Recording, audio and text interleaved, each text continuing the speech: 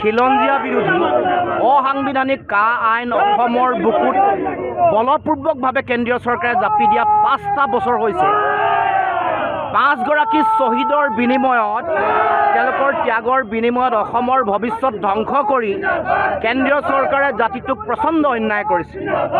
জাতিটোৰ ৰাজনৈতিক, সাংস্কৃতিক, ভাষিক, অৰ্থনৈতিক ভৱিষ্যত ধ্বংসৰ মুখলৈ ঠেলি দি বিজেপি চৰকাৰে অসম চুক্তি আৰু অসম আন্দোলনৰ 860জন শ্বহীদকো ভৰিৰে মোহাৰি বুঢ়া আঙুলি দেখুৱাই তেওঁলোকে অসম চুক্তিৰ মূল আত্মা 5 নম্বৰ দফাক তেওঁলোকে হত্যা কৰিছে। 5 নম্বৰ দফাক হত্যা কৰি 5 নম্বৰ দফাৰ আধাৰত প্ৰতিষ্ঠা কৰা ৰাষ্ট্ৰীয় নাগৰিকপঞ্জী উন্নীতকৰণ কৰা নাই আৰু অসম চুক্তিৰ 6 নম্বৰ দফা কাৰ্যকৰী কৰিবৰ কাৰণে কোনো সিদ্ধান্ত গ্ৰহণ কৰা নাই। গতিকে আজি জাতিটোৰ কাৰণে এইটো এটা কলা দিন। এই কলা দিনটোত আমি কলা পতাকা সমগ্ৰ অসমৰ প্ৰতিখন জিলাতে উৰুৱাই আৰু গুৱাহাটীত কেন্দ্ৰীয়ভাৱে এই কলা দিন প্ৰতাৰণাৰ দিন আমি পালন কৰি পুনৰ ক'ব কৈছোঁ যে দিল্লীয়ে অসমক বিশ্বাসঘাতকতা কৰিছে, প্ৰতাৰণা কৰিছে আৰু জাতিটোক বেলেগৰ ৰাজনৈতিক অধিকাৰ বাহিৰৰ পৰা অহা মানুহৰ হাতত তুলি দিবৰ কাৰণে তেওঁলোকে এটা ভয়াৱহ ষড়যন্ত্ৰত লিপ্ত হৈছে। গতিকে আমি কা মনা নাছিলোঁ, আজিও মনা নাই আৰু ভৱিষ্যতেও কোনো কাৰণতে কা আমি নামানো। তেওঁলোকৰ গণতান্ত্ৰিক ব্যৱস্থাত তেওঁলোকৰ সংখ্যা আছিলে কাৰণে জোৰ কৰি দিলে, কিন্তু এইটোৱে প্ৰমাণ কৰিলে যে অসমক দিল্লীয়ে তেওঁলোকৰ সহোদৰ বা একে গণতান্ত্ৰিক ব্যৱস্থাৰ একে নাগৰিক বুলি নাভাবে।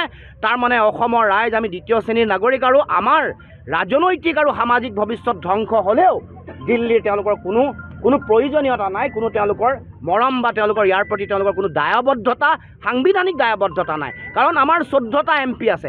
সেইকাৰণে আমাৰ ৰাজ্যৰ যিটো ভয়াৱহ পৰিস্থিতি এই কথা তেওঁলোকে উপলব্ধি নকৰে বা নকয়। আজি সেইকাৰণে আমি পুনৰ দাবী উত্থাপন কৰিছোঁ।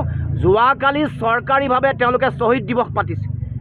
আমি ক'ব খোজোঁ যে আজি কলা দিৱসৰ এই প্ৰতাৰণা দিৱসৰ দিনটোত যে তেওঁলোকে অসমৰ মাটিৰ পৰা কা বাতিল কৰি শ্বহীদসকলক প্ৰকৃত সন্মান জনাওক। কা বিৰোধী 5 গৰাকী ব্যক্তি, কা বিৰোধী গণ আন্দোলনৰ 5 গৰাকী ব্যক্তিৰ প্ৰতি সন্মান, অসম আন্দোলনৰ 860 গৰাকী শ্বহীদৰ প্ৰতি প্ৰকৃত সন্মান যদি দিয়ে তেতিয়াহ'লে কা বাতিল কৰি সদিচ্ছা প্ৰদৰ্শন কৰি দেখুৱাওক আৰু অসমৰ মানুহৰ সুৰক্ষাৰ বাবে সাংবিধানিক ৰক্ষা কবচ অসম চুক্তিৰ 6 নম্বৰ দফাত যিটো আছে তাৰ যোগেদি স্থানীয় নিকায়, বিধানসভা আৰু লোকসভাত আসন সংৰক্ষণ কৰি মাটি ভেটি ৰক্ষা কৰি ভাষা ৰক্ষা কৰি আৰু অসমৰ মানুহক চাকৰি বাকৰি সংৰক্ষণৰ ব্যৱস্থা কৰি সামগ্ৰিক এটা ৰক্ষা কবচ প্ৰদান কৰিবৰ কাৰণে আমি দাবী উত্থাপন কৰিছোঁ।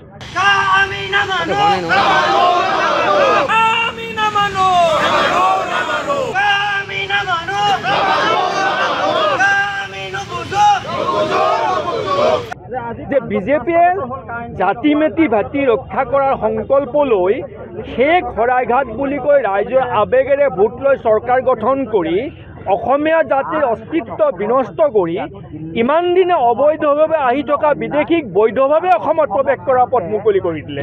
গতিকে বিজেপিয়ে ৰাৱণ সদৃশ আচৰণ কৰিছে। সাধু সন্যাসীৰ ভেষ ধৰি সীতাক অপহৰণ কৰিছিল। এওঁলোকেও জাতি ৰক্ষাৰ সংকল্পৰ ৰাম নামাৱলীখন গাত লৈ অসমীয়া জাতিক নিশেষ কৰা ষড়যন্ত্ৰ কৰিলে আৰু অসমৰ লৈ অবৈধ বিদেশী অহাৰ পথটো বৈধভাৱে সুগম কৰি দিলে। গতিকে এই বিশ্বাসঘাতকতাৰ বাবে বিজেপি দল আৰু চৰকাৰ অসমৰ জনসাধাৰণৰ হৃদয়ত বিশ্বাসঘাতক আৰু প্ৰতাৰিত সদায় চিহ্নিত হৈ যাব।